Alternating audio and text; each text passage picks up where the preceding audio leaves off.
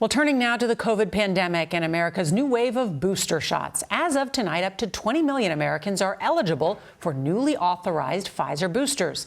The CDC said today the rollout of those third shots will rely on the honor system, hoping non-eligible people won't line up until it's their turn.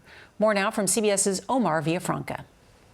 I will talk with you about vaccine booster shots. Early this morning, CDC Director Rochelle Walensky expanded who is now eligible for a Pfizer booster shot, overruling one of the recommendations from her agency's advisory panel. In a pandemic, we most often take steps with the intention to do the greatest good, even in an uncertain environment. And that is what I'm doing with these recommendations.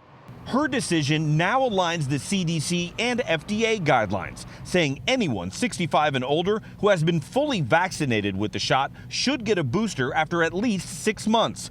It also recommends a booster for fully vaccinated people 18 through 64 who work in healthcare or other jobs with an increased risk of exposure to COVID, like schools and nursing homes. Vaccinated people 18 to 64 with medical conditions putting them at high risk for severe COVID, like obesity, diabetes, or pregnancy, are also eligible for a booster. As of today, up to 20 million Americans can get their booster shot.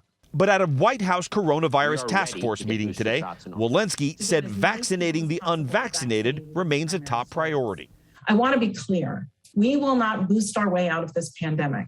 Brown University's Dr. Ashish Jha. Boosters are an important component of keeping people who are already vaccinated safe, but the biggest strategy has to be getting the unvaccinated their first shot.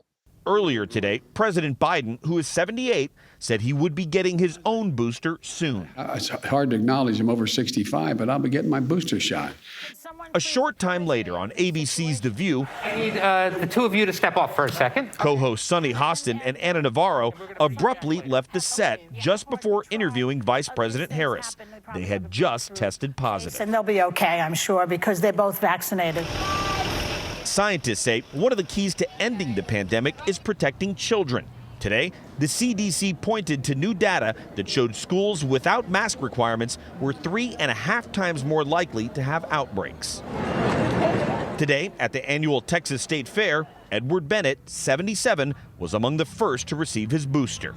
As soon as I heard about the boosters, the only thing I wanted to know is where can I get it? The Texas State Fair, which opens today, is offering boosters as well as first and second shots. Have already given out 75, but they're prepared to offer 500 a day at this 3-week-long event. Norah? As a Texas girl, I miss the state fair. Have fun tonight.